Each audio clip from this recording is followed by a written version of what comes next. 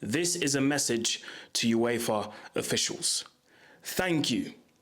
Thank you very much for changing the format of the Champions League, because you have given us the tastiest and the best, incredible, most craziest fixtures we've ever seen. Like, if this is what we're going to see every season, please keep this format. I do not care what you change, but keep this format. What a game of football that we just finished watching. My friends, this was insanity. Final score at the Olympic Stadium in Montjuic in Barcelona. Barcelona 3, Inter Milano Internazionale 3. What a game. Shout out to Jamie Carragher. Internazionale. Yeah, if you know, you know. Barca 3, Inter 3. What a game of football that we just watched. Honestly, it couldn't have been better. This week, any football fan or people that just love the game, we've been fed. We've been fed and we enjoyed this week, because this week of football was just fantastic. Listen, the game, just like the game last night, this one tonight started like a house on fire, like literally. Within 30 seconds, Inter Milan break out.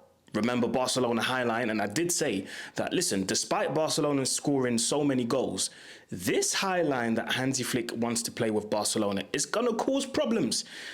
Now, luckily for them, they do score a lot of goals, even though they concede a lot as well. You know, the 5-4 against Benfica is probably the best example. But they do score a lot of goals to make up for it. But anyway, Inter Milan go on a break. Within the first 20 seconds, the first cross from Denzel Dumfries gets cleared away by Jules Koundé, and the second cross that comes in it kind of looked like a harmless cross, but I don't know how. I think, who was it that slipped ahead of, who was it that slipped in front of Marcus Thuram? But anyway, the defender slips, the Barcelona defender, he slips, and Marcus Thuram, what a finish. Remember, the first 30 seconds, how do you think of that type of finish in the first 30 seconds? Inter Milan go up 1-0. And you know what's crazy? Inter Milan said, you know what? We're going to give you one better. Set piece. Di Marco puts one in. It gets cleared away. Another cross comes in.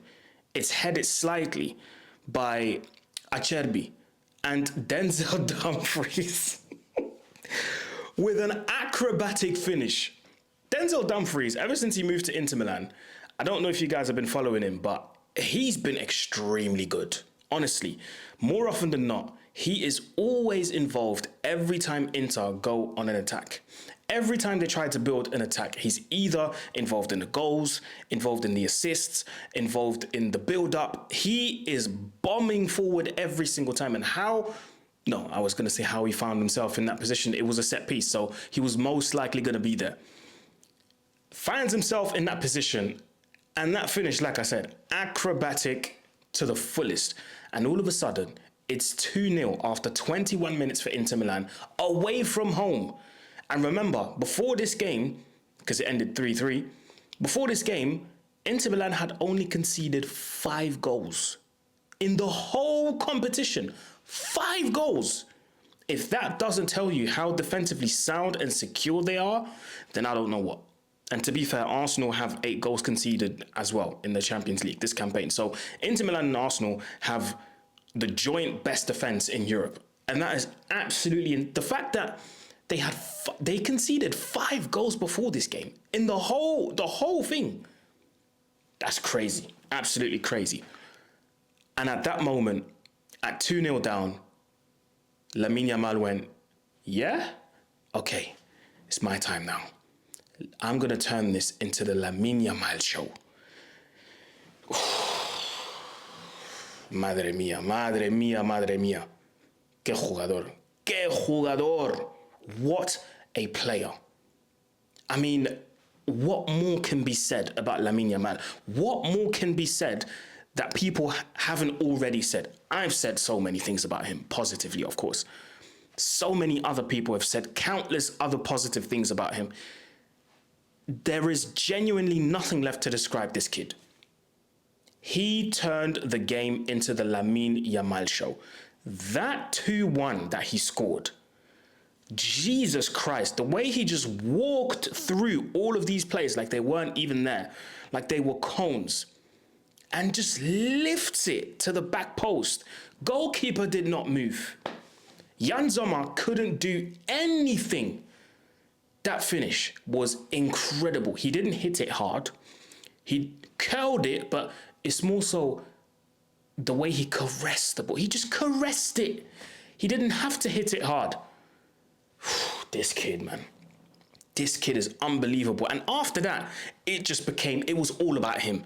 There was one phase where he gets the ball on the right-hand side. 2 men double up on him. And I think it was Di Marco and Bastoni, if I'm not wrong. I could be wrong, but if I am, please correct me.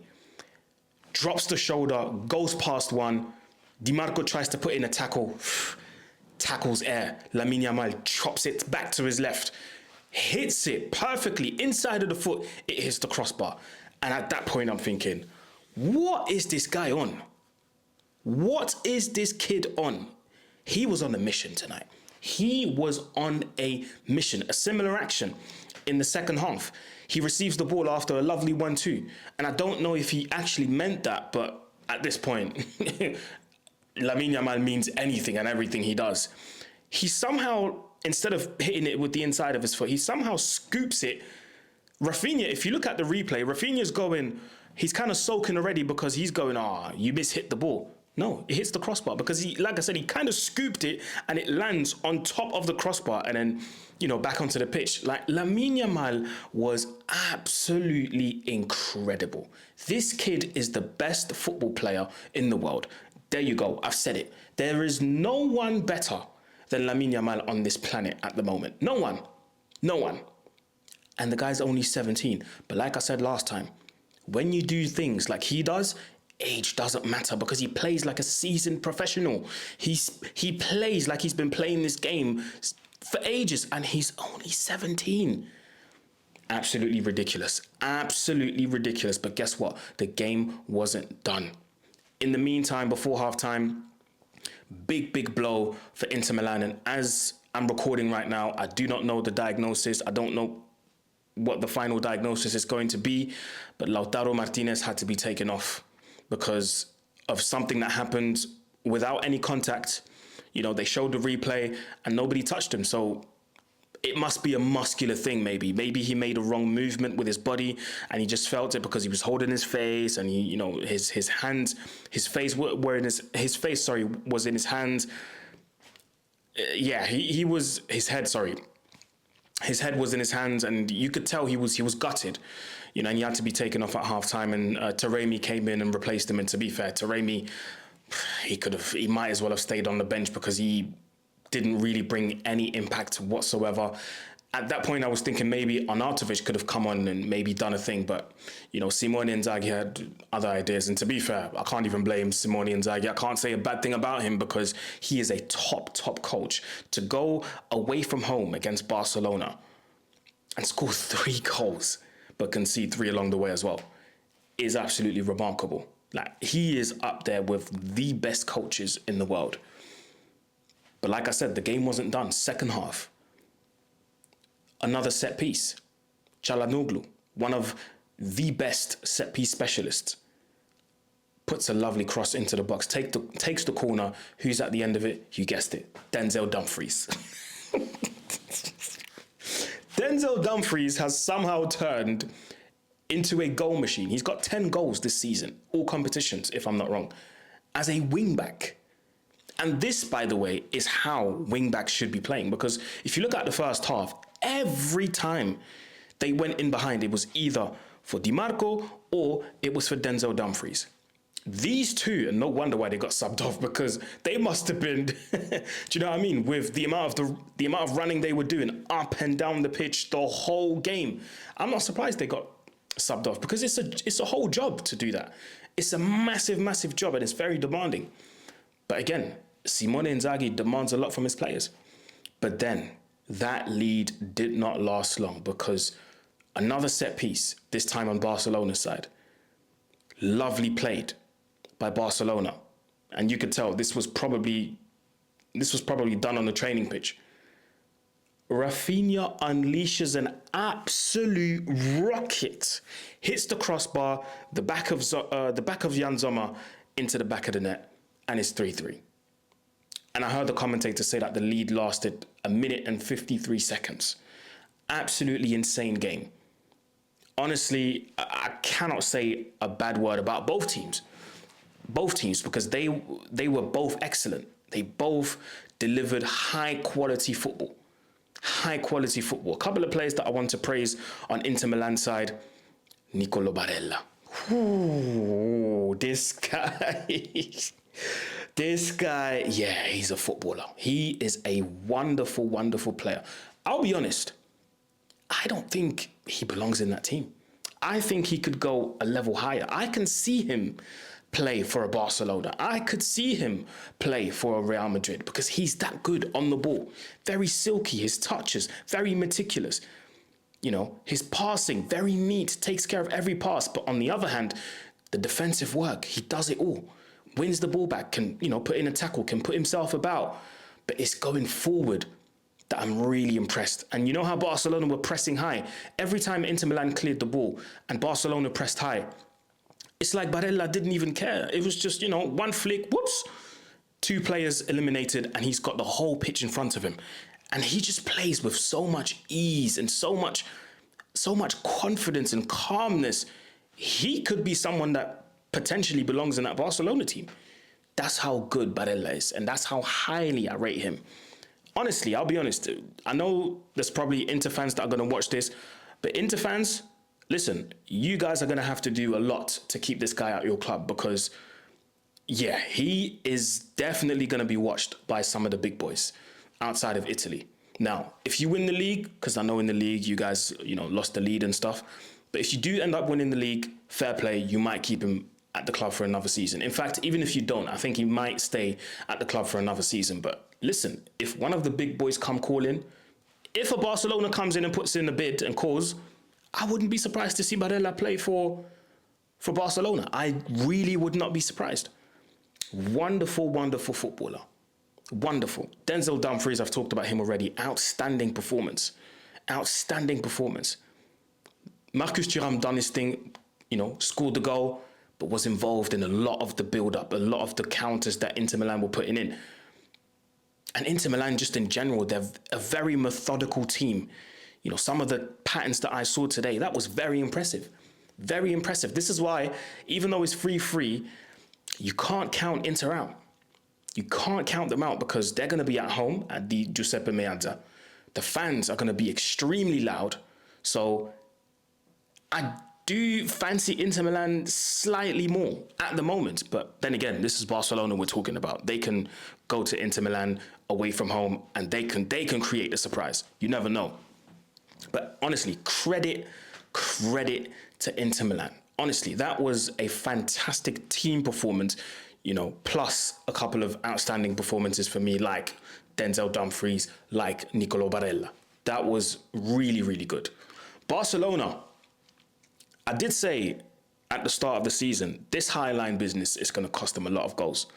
And I think today is probably, especially because they've reached the latter stages of the Champions League, they want to go to the final. These are things that could cost you semi-finals, like today. You know, this high line business. Now, I did say they do compensate by scoring a lot of goals on the other end. However, it felt like every time Inter Milan were on a counter-attack, they went in behind successfully and they were creating so much chaos. So many crosses had to be blocked. So many shots had to be blocked by defenders. Cubarsi, Araujo, Inigo Martinez. So many things had to be blocked and stopped and saved by the goalkeeper. Chesney, how many times did he have to come out? Probably 3-4 times.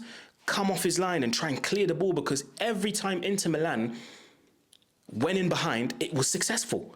And this is where Barcelona need to be careful. But then again, it's Hansi Flick. As a German myself, I know Hansi Flick. That's how he plays. That's how he loves to play. That was one of the reasons why Bayern Munich at the time in 2020 was one of the most high-scoring teams in Europe, because of those tactics that Hansi Flick implemented at the time. Do you see what I mean? So, listen, it's working for now, but it could cost you a semi-final next week in the return fixture if you're not careful. But apart from that, listen, Barcelona have some fantastic ballers in their team, don't they? I mean, Pedri. Oh. Do you see why I'm suffering, people, as a United fan? Because I'm watching this quality football. Lamine Yamal, Pedri, Frankie de Jong. And then I have to go back to watching Man United, and I have to listen to people gaslight me into thinking that some of these players in United squad are good and world class. And this, what we're watching this week, people, is what you call world class. Some of them, not all of them. Pedri, man, he has to be in that conversation. Top 3 when it comes to the Ballon d'Or. What a wonderful pass he played into Rafinha. Rafinha had the intelligence to head it back across the box and for Ferran Torres to score the equalizer. Absolutely fantastic player. The weight of pass, the technique, the calmness, everything is just so silky and so effortless from Pedri. Amazing footballer, man. Amazing footballer. And I want to talk about Ferran Torres as well. In the absence of Robert Lewandowski, he's turned up. You can't say that he's not done his part, because he's scoring goals. And I can understand that it's very difficult to fill a void of someone like Lewandowski, because he is an absolute goal machine, even at his age. But Ferran Torres has done well. Honestly, Ferran has done really, really well. Shout out to Lias, because they keep saying he looks like Ferran Torres. So, yeah. But shout out to Ferran Torres. He's done really well. Contributing with goals, filling that void for Robert Lewandowski. Honestly, he's doing a really good job. Really good job. Frankie de Jong. I mean, the press resistance is just incredible, isn't it? It's just absolutely incredible. Now, to think that Barcelona was doing all of these things without their main goal scorer, without one of their left backs in Alejandro Balde, to think that they can do all of that without those two, yeah, it's crazy. It's crazy. However, big blow for Barcelona as well, as Jules Koundé had to go off in the first half and Eric Garcia had to replace him. These injuries, obviously, again, we don't know the diagnosis and we don't know whether Jules Koundé is going to be available for the return fixture next week. But these kind of losses could cost to be, they could be costly. They could be costly because Jules Koundé is a very, very important cog in this Barcelona team and the way they function, But honestly, man, I fully enjoyed this game. This was a fantastic game of football. As a neutral, I enjoyed both teams attacking. I enjoyed both teams defending. I enjoyed both teams scoring, responding to the other goal, depending on who scored. Honestly, man, this was a lovely, lovely game of football. Honestly, listen, let me know what you think in the comment section below, guys. You know what to do. Like, share, comment, subscribe. It's road to 20K. Shout out to everyone always supporting. Make sure you do these things for me. Like, share, comment, subscribe, comment. I've said comment twice, but anyway, we don't care. You contribute massively to this channel by doing these things for me. So please go ahead and do these things. Yeah, I fully enjoyed it, man. I'm not even going to lie, honestly. So UEFA executives, keep it the way it is. We do not want any more changes. But yeah, people, road to 20K. Like, share, comment, subscribe. I'll see you tomorrow for the reaction of Athletic Bilbao against Manchester United, the first leg away from home. Until then, people, take care. Have a good night. Peace.